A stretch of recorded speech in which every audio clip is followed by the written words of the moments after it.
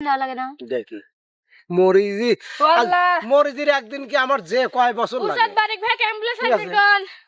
والله উস্তাদ আপনি খায়েন না উস্তাদ আপনি খায়েন না খায় না উস্তাদ ভালো লাগতেছে স্বাদ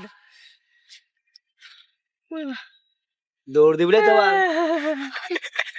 কেও কান কে উস্তাদ মিষ্টি তো মিষ্টি খায়া যাওয়া লাগবে উস্তাদ একটু গেলেন গেলেন হ্যাঁ দাদা ওকে